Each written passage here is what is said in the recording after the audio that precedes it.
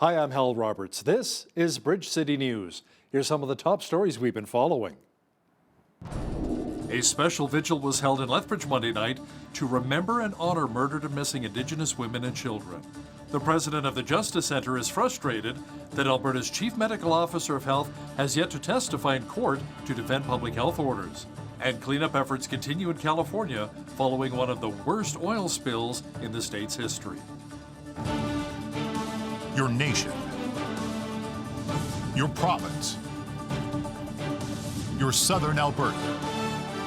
From the heart of Lethbridge, it's Bridge City News with Hal Roberts. Thanks so much for joining us. October 4th marked Sisters in Spirit Day. Community members gathered for a candlelight vigil on Monday evening at Galt Gardens in Lethbridge to honor and remember the murdered and missing Indigenous women and children. As Carson Marsouk explains, the vigil was a way to bring attention to those affected by such a tragedy. Hundreds of people gathered outside City Hall on Monday evening for the Sisters in Spirit Vigil before making their way on foot through downtown to Galt Gardens in memory of missing and murdered Indigenous women, girls, and two-spirited individuals. It's very emotional. Each and every one of us have been touched by this situation.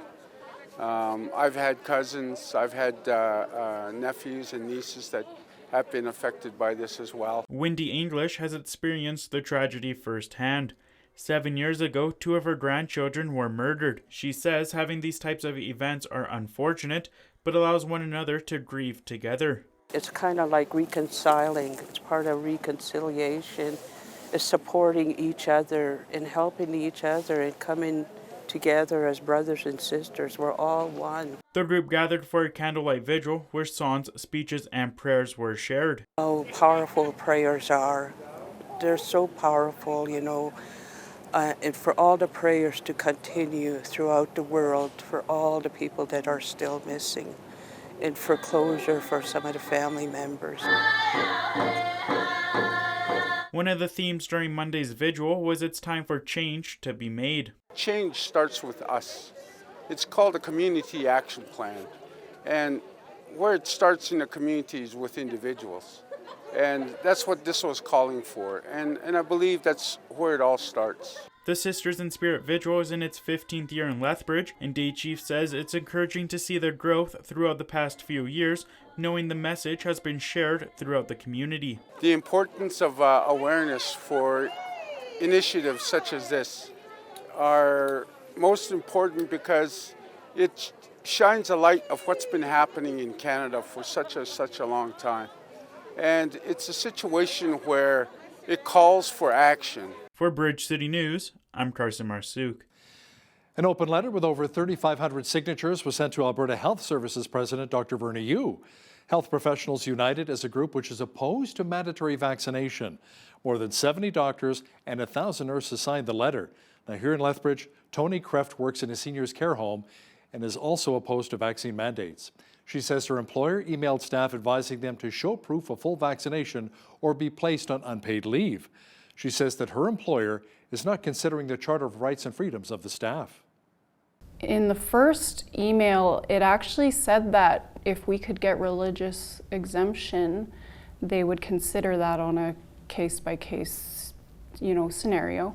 But a couple days later, they sent us another email and told us that a medical exemption was the only option. They didn't even have religious exemption on there. And if we can't provide proof that we've had both shots on the 31st, then we will be put on leave of absence. It's going to be to the discretion of our employers as to how much time they're going to give us if we want to change our mind and get a vaccine or get terminated. That leaves them an open door to not pay severance, and it also closes the door to any employees wanting to, apply for EI. The Justice Centre for Constitutional Freedoms is not happy that Alberta's Chief Medical Officer of Health, Dr. Dean Henshaw, was allegedly too busy to testify in defense of her health orders. Joining me now to talk about it is John Carpe, president of the Justice Centre. So John, what was Dr. Henshaw doing making her unable to testify? Well, she was scheduled to be cross-examined, which is as part of the court proceedings in September. And then after Jason Kenney introduced vaccine passports for Alberta on September the 15th, the Alberta government's lawyers wrote to the court and said, well, now that we've got this public health crisis, Dina Hinshaw cannot possibly take a day or two or three away from her very important work in saving lives. Therefore, she is not available to answer questions under oath about her policy. And so the court granted an adjournment. And then next thing we know, we find out, oh, well, Dina Hinshaw, those same days that she was supposed to be available for getting questioned on her, about her policies, she's taking a holiday. Now, you've challenged the constitutionality of Hinshaw's health orders with the litigation beginning last December. Why have there been so many delays? It's outrageous that when governments are violating our rights and freedoms with lockdowns, that they are not immediately putting evidence in court to justify that. So we filed a court action in December of 2020, and the government actually asked for and received 8 months of time to produce evidence in support of the lockdowns, and finally produced evidence in July. So, John, where does the Justice Centre go from here? We're moving ahead with the court action. We're going to continue to demand that the government show us the science to justify lockdowns. And we're going to amend the court action to also challenge the vaccine passports. And the onus will be on government to demonstrate with scientific evidence that unvaccinated people are worse spreaders of the virus than the vaccinated. And if the government can't show us that with scientific evidence, then there is no rational basis for these vaccine passports. Thanks so much, John. That was John Carpe, president of the Justice Centre for Constitutional Freedoms, joining us from Calgary. For a poll question we are asking now, the vaccine passports are in many municipalities across the country. Do you feel that they're effective and necessary? Make sure you log on to our website, bridgecitynews.ca, and let us know your thoughts. We'll tabulate the results and have them for you on a later show. Alberta's opposition leader is urging Premier Jason Kenney to deliver a daily report of how many critical surgeries have been cancelled. NDP leader Rachel Notley says the province needs to reveal a plan on how to catch up on the backlog. Alberta Health Services had to reassign staff to handle the surge of ICU patients due to COVID-19. There have been a number of cancellations of non-urgent surgeries as a result. Premier Jason Kenney says our province's healthcare system is still strained due to the fourth wave of COVID-19. Kenney says Alberta's ICU beds are at 82% capacity. He also says that more people are getting the jab, as just over 84% of Albertans have now had their first dose of a COVID-19 vaccine. 75% of Albertans are now fully vaccinated. Kenney says with a fourth wave, the vaccine rollout is being expanded to allow seniors to receive their booster shot. All Albertans who are 75 years of age or older, and all First Nations, Inuit, and Métis people age 65 and older will be eligible to book appointments to get a third booster dose of vaccine. We're asking them to book these appointments as soon as 6 months has passed since their last dose. Kenney also says to help limit the spread of COVID-19, new measures will be brought in to protect students and staff at schools. The province will be ramping up rapid testing, initiate contact tracing, and increase reporting that families rely on. Lethbridge College is receiving a large grant to expand their greenhouse research process with Sunterra Greenhouse. Over $780,000 was awarded by results-driven agriculture research. The project aims to help the growth of strawberries and tomatoes on the vine.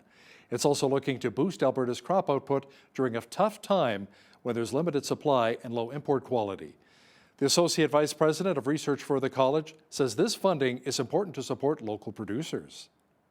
It'd be very exciting to see the produce actually get onto the shelves, and of course for our local community, having locally grown produce that's picked and in the store within the same day, expanding the industry, potential for jobs and investment, etc. So we're really excited to be playing a part in this growth and to be at the early stages of testing new varieties. Greenhouse-grown vegetables are part of a billion-dollar industry in Canada. Alberta contributed close to $120 million in sales during 2020 from greenhouse-grown vegetables. 2 Lethbridge schools in the public school division are getting quite the treat from well-known house dancers in Canada. Raoul Palais is teaching a house dance residency this week at LCI and GS Lakey Middle School. Palais joined the LCI class last year, but they were only able to connect over Zoom. Now this year, however, he's flown in from Toronto and will be spending the week with students at both schools. Palais says he hopes his teaching will help the students carry on with the skills and techniques they've developed. My presence is loud, so as soon as I see them, I came with the full energy. And I think for kids is when they can relate to somebody who matches their energy. It's almost like, oh my God, there's somebody like me and there's something I can strive for. So when they see that new form of energy, that new source of inspiration, especially during this tough time, I think it really, it pushed them. And then for me, I'm looking to push people. My love is teaching, so I love to share and I love to explore and I love to see people shine. I always believe once I leave my mark, I exist forever. It's just, it's just up to them to carry it on further, and that's how it's going to be. Raoul is the real deal. He is someone that is not only bringing the dance steps of house, but he's bringing the culture of house as well, and that's a really special thing when someone embodies the culture and the dance that they're teaching. It's a totally different vibe than someone who's just coming in to teach dance steps. So he's amazing, and he's such an incredible dancer, and he's amazing to watch, and the kids are having a blast. Palais will be doing a workshop and running choreography for the LCI Dance Academy show coming up in February. A Lethbridge police officer is looking to raise funds and spread awareness for first responder mental health. As Micah Quinn explains now, the constable will be attempting a feat of strength over a 24-hour period to support those who need the help. Terry Figu will be attempting to do as many pull-ups as he physically can on October 9th to raise money and awareness for the Legacy Place Society. The society works to help out and provide support for first responder and military families. And the cool part about Legacy Foundation, why I chose them, is they have a Lethbridge chapter. So all the money that I raise goes directly to the Lethbridge chapter, is going to help families within our community, help people within our community that are struggling on a daily basis. LPS Police Chief Shaheen Medizadeh says a strong mental health headspace is critical in making sure first responders can do their jobs and serve the community. I'm very proud of him to be doing that, and it's a very tough task that he's taken on. He's set a huge goal for himself. Knowing a little know that I know about him, if anyone is able to achieve that, it's him, and I wish him all the luck in the world. The fundraiser has a goal of $2,000, but as of now, it's close to surpassing $3,500. But to see it explode past that is amazing, and now I'm excited not only to do this event to encourage more people to donate, but just to see what we can end up with. And over the last 7 months, I've done 124,000 pull-ups in preparation to see how many I can do now in a 24-hour period. The event will be live streamed on Facebook on October 9th, and it will end on World Mental Health Day on October 10th. To donate to Figut's fundraiser, you can visit his page on Facebook. For Bridge City News, I'm Micah Quinn. Another person has thrown their hat in the ring for the NDP Lethbridge East nomination. Amanda Jensen has announced her intent to seek the nomination for the 2023 provincial election. Jensen is currently the Executive Director of Volunteer Lethbridge. She'll square off against former MLA Maria Fitzpatrick and Lethbridge City Councillor Rob Miyashiro. Jensen says she was drawn into the NDP after needing compassionate leave while caring for her child, which ended with her position being terminated. So I became quite involved with the NDP at that time, who were the governing party, in creating change to employment standards to, try to make it so that that never had to happen to a parent again. And we were successful in pushing that change through with legislation. So since that time, I've got quite involved with the party. I've been a member of the Constituency Association for a couple of years now, and just trying to learn all I can. And so now when I see certainly my great dissatisfaction with the leadership that or lack thereof, that our province is experiencing right now, I feel compelled to get involved. Although a provincial election hasn't been called yet in Alberta, it's expected to be held sometime between March and May of 2023. An Ontario judge has sentenced Calgary mayoral candidate Kevin Johnston to 18 months in jail after he was convicted of contempt of court. Justice Fred Meyer said Johnston was not being sentenced for his political views, but because he violated a court order to stop making racist statements about a Lebanese-Canadian business owner. The order was issued when Johnston was convicted in 2019 of harassment of Paramount Fine Foods owner Mohamed Faki and ordered to pay $2.5 million in damages. Johnston is currently serving a 40-day jail sentence for harassing Alberta health workers and for violating COVID-19 health orders by holding illegal gatherings.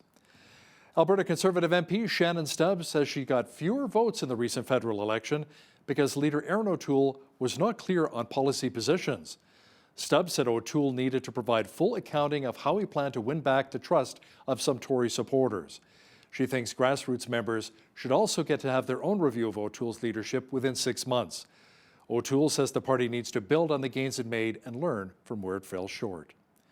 The Canadian Taxpayers Federation released details today showing that equalization cost each Albertan an average of $650 this year.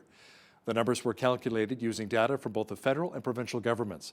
Some of the key findings include that equalization cost Alberta taxpayers $67 billion since 1957.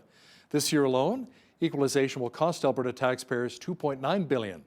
In return, Albertans only receive back less than 0.02% of all equalization payments. The last equalization payment was received way back in 1964-65. Since the pipeline spilled crude off of the California coast, just a handful of oil birds have been recovered in what environmental advocates said could be a hopeful sign for the region's wildlife.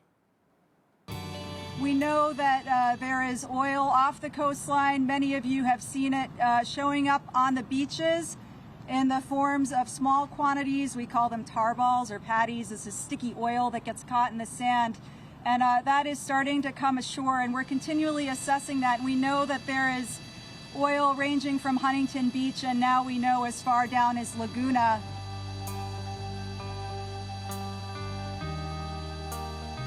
We were sad about, missing out potentially on the beach, but I was more concerned about the animals.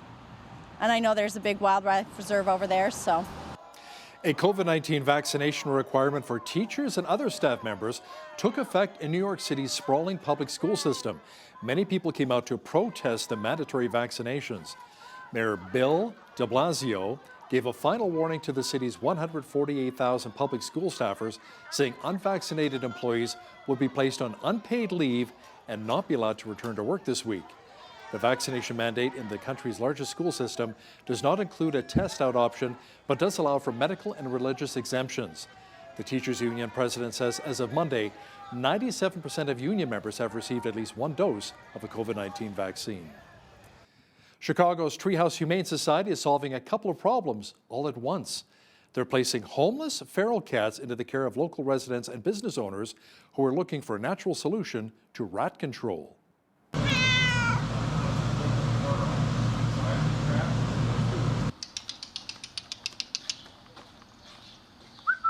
Cats are not generally thought of in the same category as work. However, these cats actually don't have to do a lot of work in order to make this program successful. Them just simply being there, existing in that place, actually tells the rats that they should no longer be in that territory. So they are working when they're sleeping for sure. Grain is like a magnet for rats. It's just literally like a huge block of cheese for them. And you need to store grain as a brewery. I would rather we keep the rat population under control by placing their natural predators in businesses like this. With the feral cat program, we've seen a vast reduction in any sort of rat activity. And we no longer have rat droppings in our backyard. We don't have to come on our back patio and deck and see rats. The goal is to have the cats stay for the rest of their lives. We want them to live out the rest of their lives on this same property with this same caregiver. It's a perfect pairing, frankly. And I always recommend to any of my friends who are dealing with either breweries or other manufacturing spaces that they get cats immediately. Well, it felt like summer once again here in southwestern Alberta with the warmer temperatures, but we should be returning to more seasonal values later this week. All of the weather details are on deck. Well, we've been enjoying some beautiful summer-like temperatures across much of southwestern Alberta, including right here in Lethbridge, as we got over 20 degrees once again. Tonight, it'll be partly cloudy with a low near 7. Wednesday, a mixture of sun and cloud and a high near 20. Thursday, mainly cloudy with the mercury dipping to 15. Friday, the clouds should clear out and we should see a high of 17. Mainly sunny as well on Saturday with a high near 16 degrees. Sunday, a few clouds and a high of 15. Thanksgiving holiday Monday, partly cloudy with a high near 9 degrees. Now the average high for this time of year is 17 degrees and an average low of 2. The highest temperature of this state was recorded in 2003 at 26 degrees, and the record low was a very chilly minus 14 in 1957. Sunrise was at 7:37, sunset 7:02. Let's see how tomorrow is shaping up across the country now. Expect rain and 14 degrees in Victoria, BC. A good chance of showers and 11 for Vancouver. Mostly cloudy and 16 in Calgary on Wednesday. Overcast and 11 for Edmonton. A mainly cloudy day and 29 is on tap for Regina. Lots of clouds and 26 for Saskatoon. Saskatoon also had a special air quality statement today as they dealt with wildfire smoke. Expect lots of sunshine and 27 degrees in Winnipeg on Wednesday. Overcast and 19 in Toronto. Clearing and 20 degrees in Ottawa. Sunshine and 21 for Montreal. In Atlantic Canada, it should be mainly sunny and 20 in both Fredericton, New Brunswick and Halifax, Nova Scotia. Mainly clear and 19 degrees in Charlottetown, PEI. And in St. John's, Newfoundland, expect a few clouds with a high of 16 degrees on Wednesday. Canada's merchandise trade surplus more than doubled to $1.9 billion in August as exports of energy products jumped over 5%. Stats Canada says trade surplus increased $736 million in July as overall exports were up 0.8% and imports fell 1.4%. Economists feel the trade report is positive as manufacturing sentiment in the United States, Canada's largest trading partner, remains robust. There is also fear, however, that global trade may be volatile and susceptible to risks stemming from supply chain disruptions that have been worsened by emerging energy shortages. Facebook, Instagram, and WhatsApp platforms are all up and running again following a global outage which saw the platforms go offline for a number of hours on Monday. Industry experts say it may not have been a hack which caused the serious issues. I am cautious to assign any kind of malicious activity to these things because a lot of times, more often than not, it turns out that there was an internal slip up that caused the outage. There's no company that's immune from an outage. And so at all times, these engineers need to be doing things like this, looking at other companies that have gone down, understand why, how did it happen, and how they can learn from that and improve their own processes. Anglo-Swedish drug maker AstraZeneca has applied to the U.S. Food and Drug Administration to authorize the emergency use of a first of a one-of-a-kind antibody treatment to prevent COVID-19. Late-stage human trials show that AstraZeneca's antibody drug reduced the risk of developing symptomatic COVID-19 by 77%. More than 3/4 of the participants had suppressed immune systems and other conditions that made them more susceptible to severe disease. Now, here's a look at today's markets. The TSX was up 131 points in the day to finish at 20,183. The Dow was up 311 points to 34,315. The S&P 500 was up 45 points to 4346, and the Nasdaq was up 178 points to 14,434. West Texas Intermediate Oil was up $1.31 to $78.93 US per barrel. Natural gas was up 55 cents to $6.31 US. Gold was up 2 cents to $17.6021 US an ounce, and silver was even at $22.63 US an ounce. Wheat is at $11.29 per bushel, barley's at $8.97, canola's at $20.88, and corn is at $10.66 per bushel. Live cattle were up 20 cents to $122.83, feeder cattle were up $1.10 to $156.10, and lean hogs were up 18 cents to $90.98. The Canadian dollar was even over the past 24 hours at 79.48 US.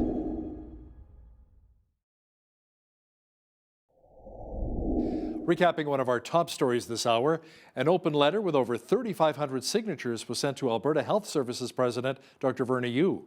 Health Professionals United is a group which is opposed to mandatory vaccination. More than 70 doctors and 1,000 nurses signed the letter. A Canadian is on trial in the United States for allegedly being the narrator for a host of ISIS recruitment videos. Our foreign affairs expert Lisa Daftari will have details next. But first, here's a look at what's happening in and around your community. Here's today's Bridge City News Community Calendar. Lethbridge Sport Council's Outdoor Roving Gyms program is taking place Wednesdays at Henderson Lake Park and Thursdays behind the Nicholas Sharon Arena from 10 to 11 a.m. This program is for kids ages 5 and under and their caregivers. Come and enjoy an hour of fun and get active. Pre-registration is required and space is limited. For details and to register, visit lethbridgesportcouncil.ca/rovinggyms. Get out and explore nature. The Helen Shuler Nature Center is offering guided 1-hour field trips for all ages. Visit lethbridge.ca/things to do.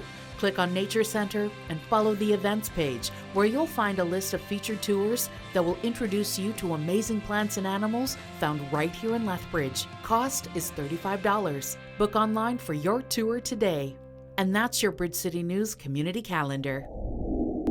A Canadian citizen who allegedly narrated violent propaganda videos for the Islamic State group has been charged in the United States.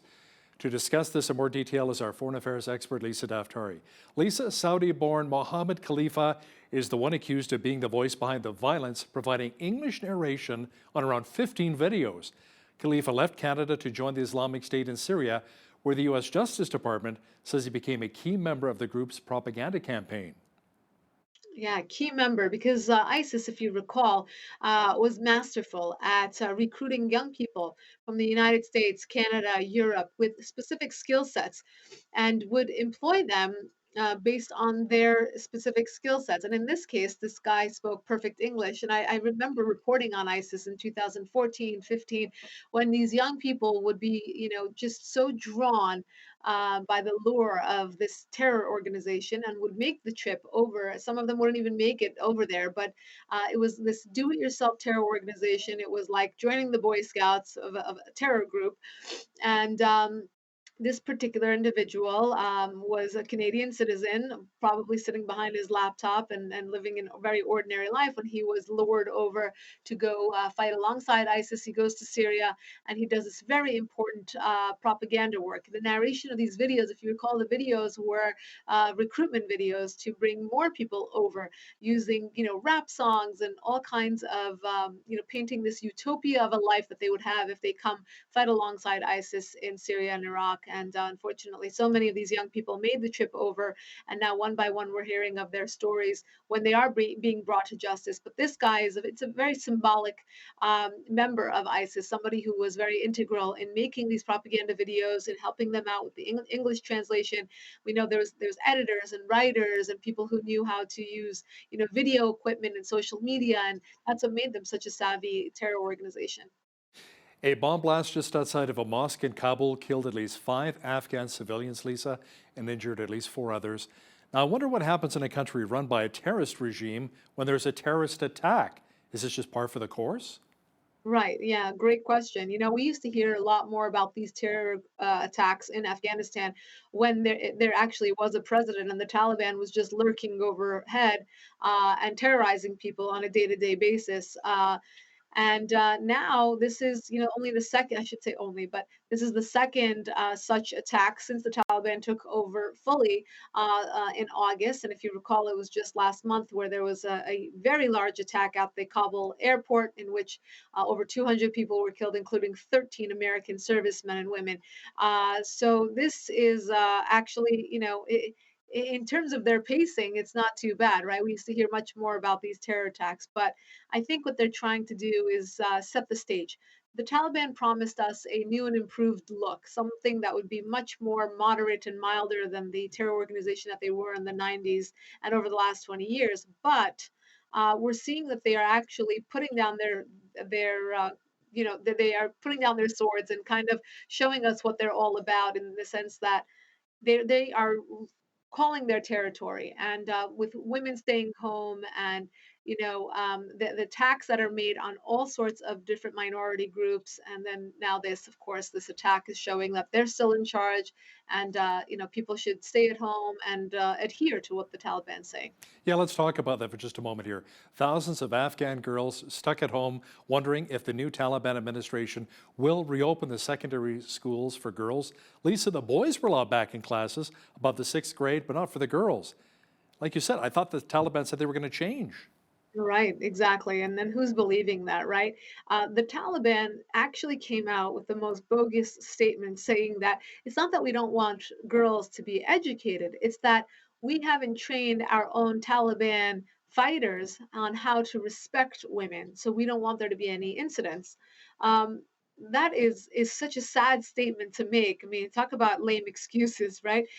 They're afraid that their Taliban fighters are going to attack these women and sexually, of course, and violate them in ways that they are admitting themselves, which makes it extremely sad. But think about these young girls who are used to 20 years. I mean, obviously they're all under the age of 20, so in their lifespan, they would go to school, they'd aspire to become doctors and lawyers and engineers and astronauts and all sorts of things.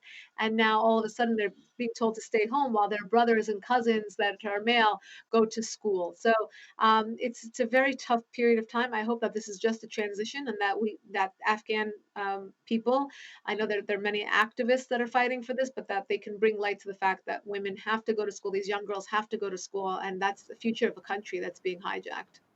Kabul may be facing an electricity blackout, Lisa, and as the Taliban is failing to pay their bills. And that's not good news as we head closer to winter. We could be seeing a serious humanitarian disaster in that area very soon.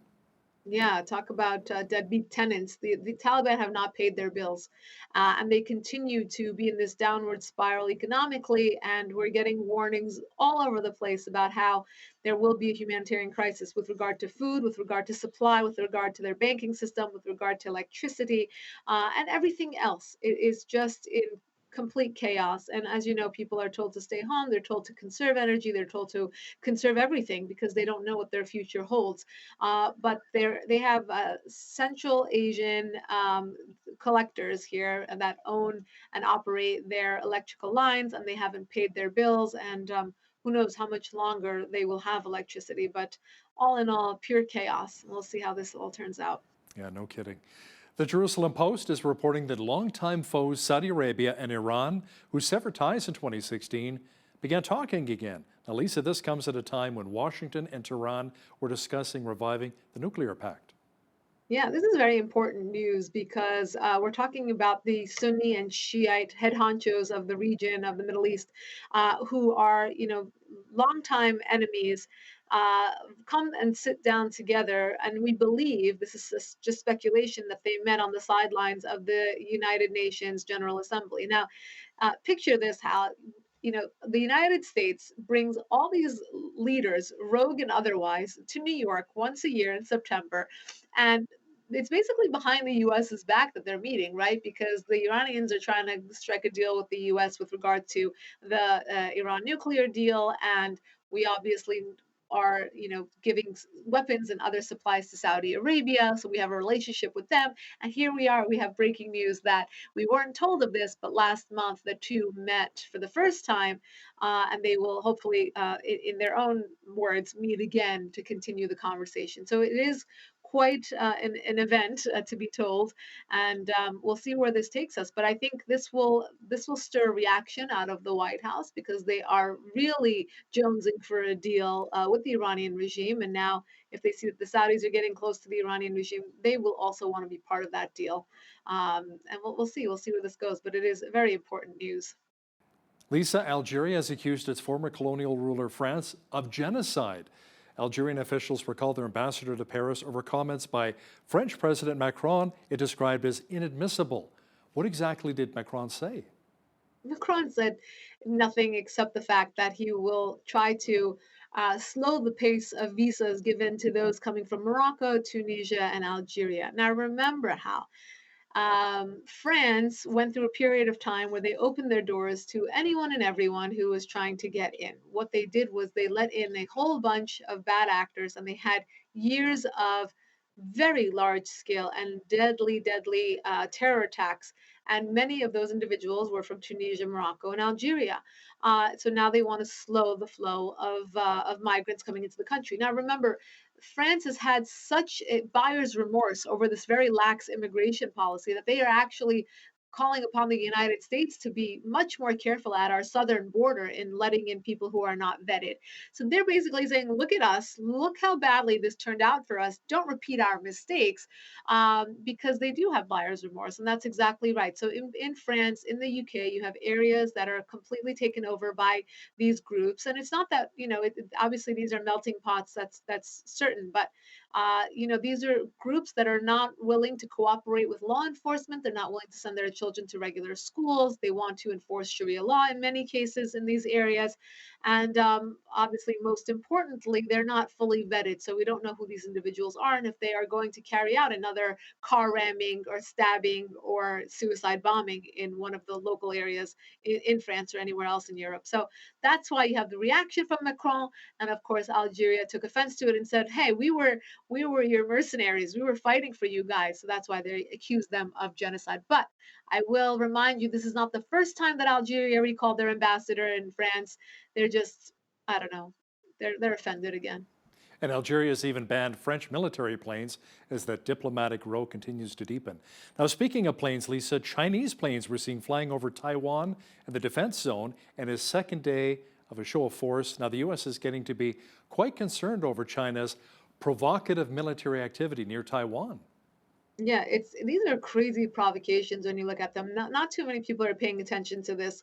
The fact that China is inching closer and closer to a full-on heated war between them and their neighbor Taiwan. Of course, the U.S. is showing some concern, but what does that really mean? We don't really have much leverage over the Chinese anymore. They do whatever they want, whether it's in Hong Kong, it's in the seas, or with Taiwan, or with trade, or with coronavirus.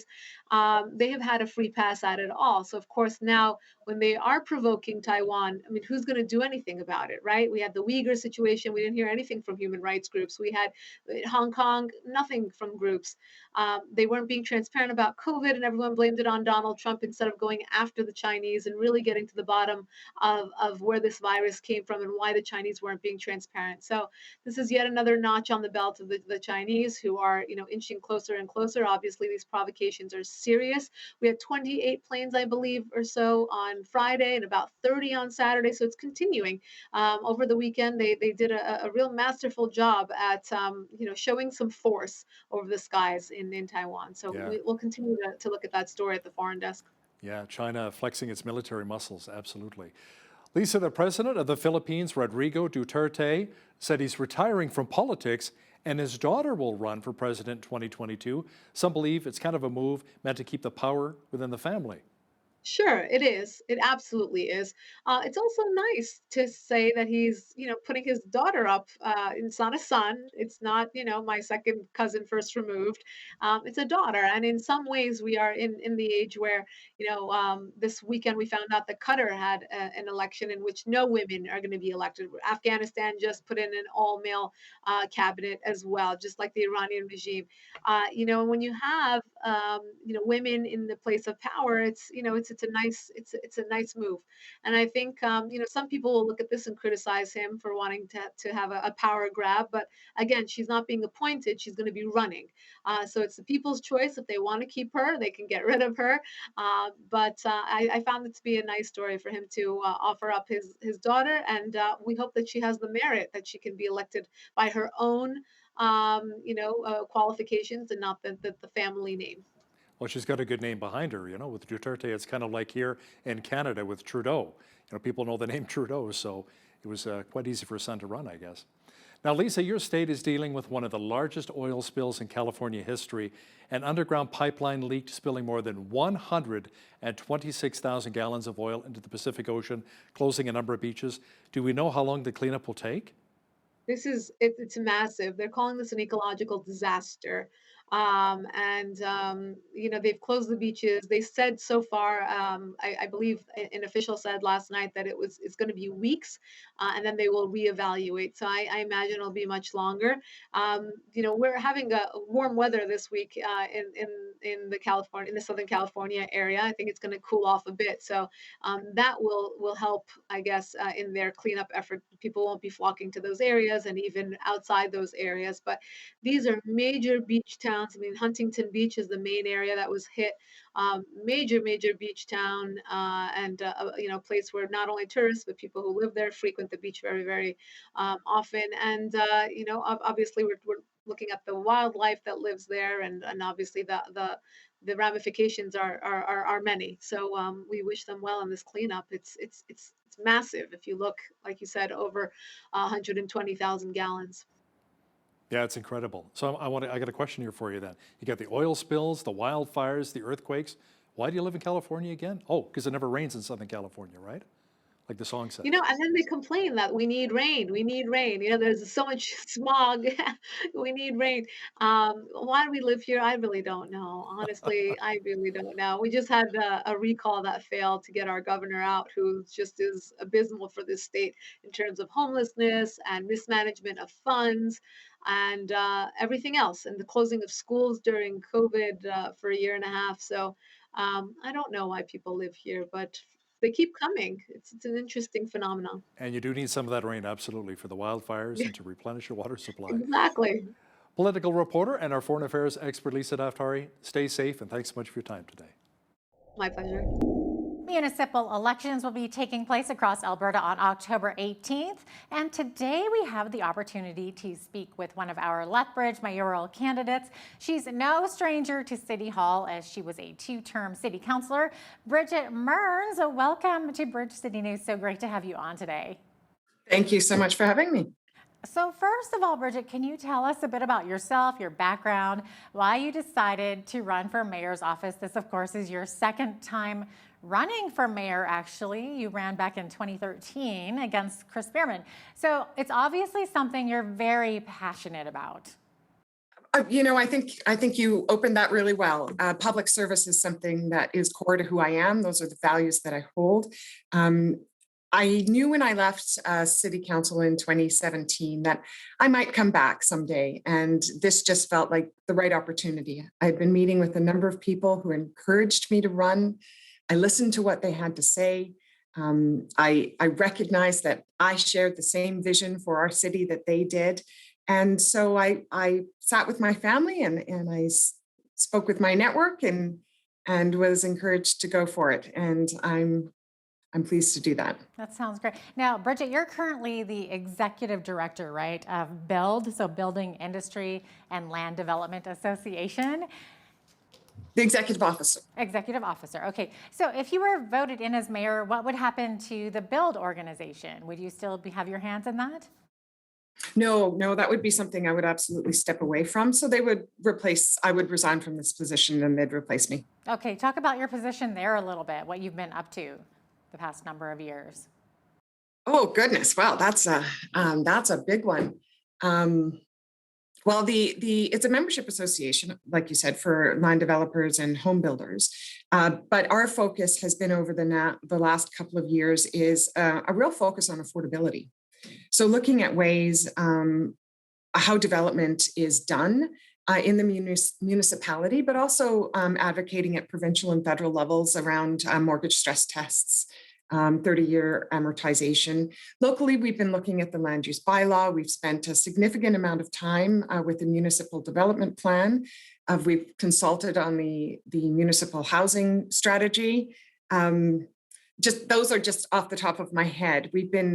We have a very close relationship, and our focus really is to make the land industry vibrant, because it is one of the largest employers in our city.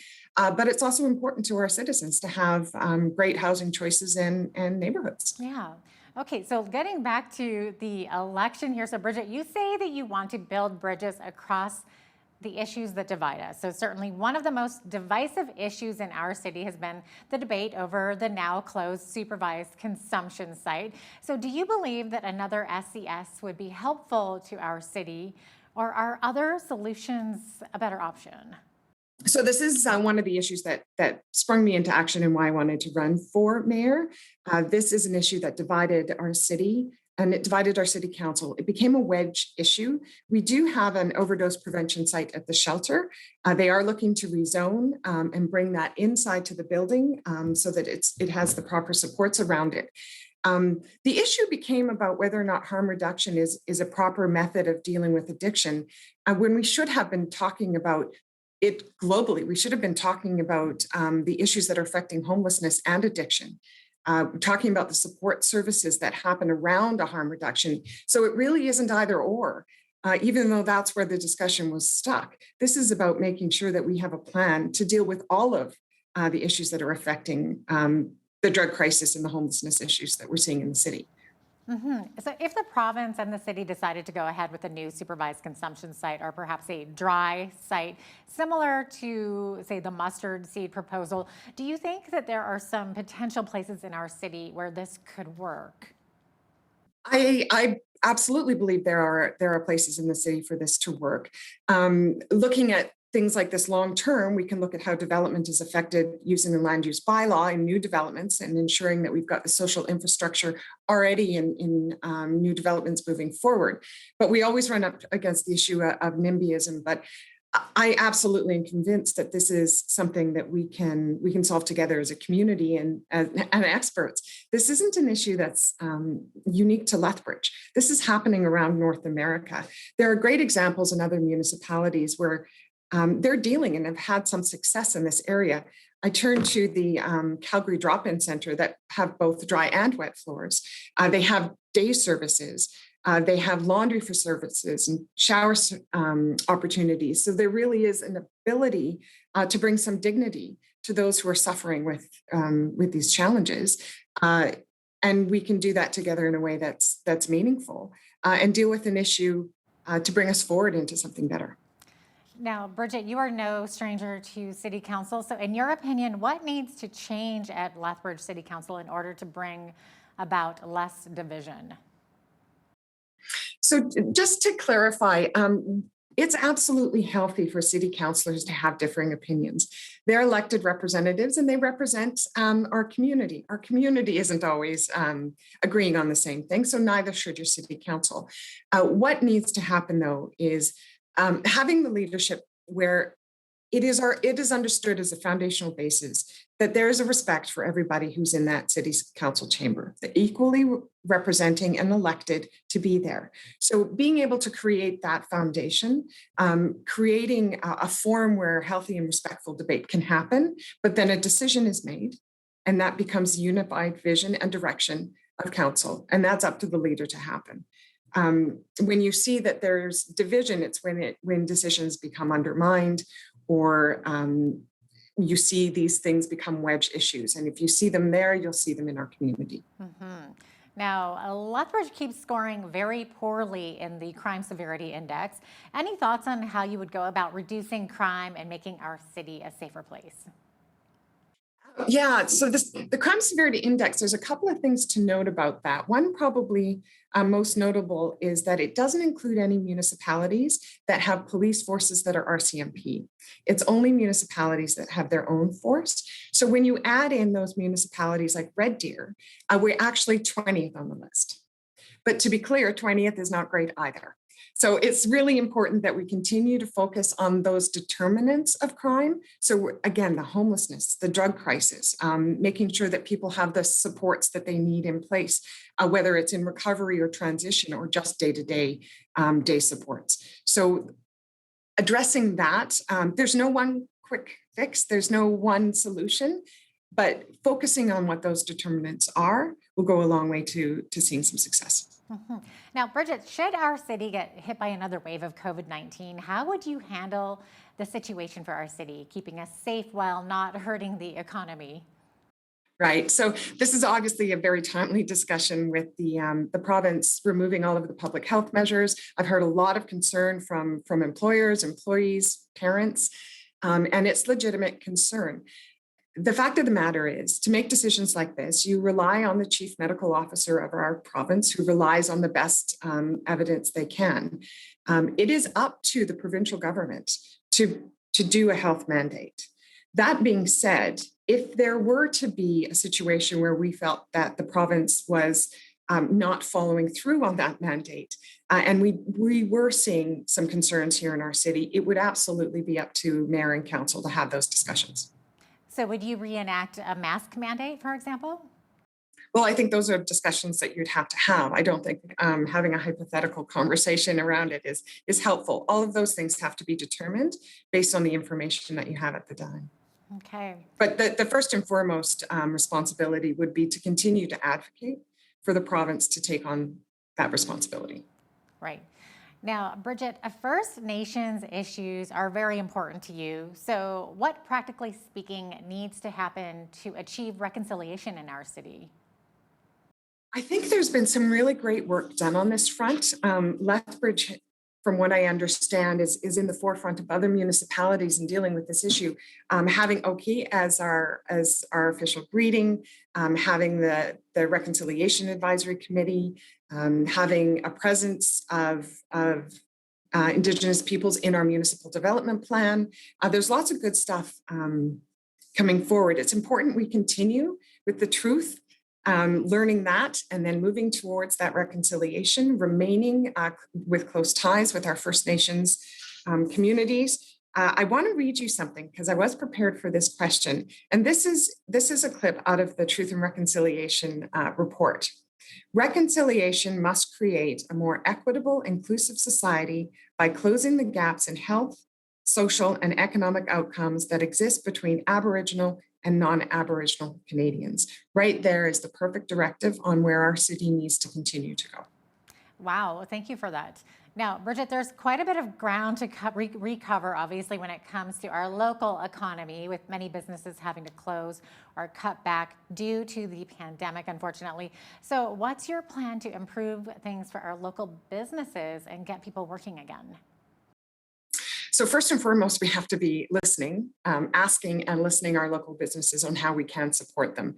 But as a municipality, there are a number of ways that we can do that. Operationally, of course, so making sure that we're an efficiently run operation and they continue to see values for their tax dollars. But there's also things like investing in economic drivers in our community. Exhibition Park is a really great example of that. So not only does it create jobs during construction phase, but it will continue to create jobs as it opens and attracts businesses to our city. The third part of that is the reputation of our city. So making sure that we have the message of how incredible our city really is. And we're not focusing on what challenges us, but we're focusing on what makes us great. So those are our post-secondary institutions. Those are our wonderful parks and amenities. Those are our resilient and creative businesses. It's the compassion of our people. There's so much that we have to offer in our city, and that needs to be first and foremost in our messaging coming from the city. Now, along the same vein is that you've been very active with tourism, Lethbridge, over the years. So how can we bring more tourism to the city? So again, going back to the investment in exhibition, which I've been nurturing along for 9 years. And so it's great to see it funded. It's going to have a great impact for us. Continuing to invest in the support around it, like an airport, seeing those kind of things will be important. Tourism Lethbridge is a marketing organization, so making sure that it's properly funded so that we are getting the message out about how incredible our city is and supporting that new investment that we're making at Exhibition Park. All of that will continue to grow our tourism in our area. Really, we're a wonderful place, and it's just a matter of making sure everyone else knows it too. Yeah, that's awesome. Now, inclusion is also an important issue to you. Can you maybe share what an inclusive city should look like in your view? So that it's such a big thing to say inclusive, but really what it means is that everyone can equitably participate in the life here in Lethbridge. It's going to look different for each person and how they engage in that, but having that equitable ability or opportunity, so that means accessible, that means affordable, that means meeting people where they are and supporting them where they are. That's what an inclusive city looks like. Mm-hmm. I know I threw a lot of questions at you, but what would you say to viewers in wrapping up why they should vote for you on October 18th? Well, I know that we haven't had a whole lot of time here, and the questions that you've asked are really big ones, and I have a lot more to say about them, and I will over the next 2 months as we campaign, and I continue to meet with our citizens and business and families and parents and loved ones and friends. But at the end of the day, I'm bringing forward a vision I believe I share with the citizens of Lethbridge. And it is a vision where we build on our strengths and not focus on our challenges. We address our challenges 100%, but that's not where we live. We really are a hopeful city. We're a vibrant city. I bring the government experience. I bring the passion and the skills to drive. And I offer that to the citizens of Lethbridge to move us forward to building a brighter Lethbridge together. I offer the broad experience as an experienced public servant, but also as a business leader, as a community builder, and as a champion for Lethbridge. So I believe that I'm the best candidate, and I'm offering that choice to the citizens of Lethbridge on October 18th, and I'm hoping they'll take me up on it. Well, thanks so much for being with us today, Bridget. Appreciate having you on. Thank you for having me. Absolutely. Bridget Mearns is one of the mayoral candidates here in Lethbridge. I'm Jeanette Roche on behalf of all of us here at Bridge City News. Thanks for watching.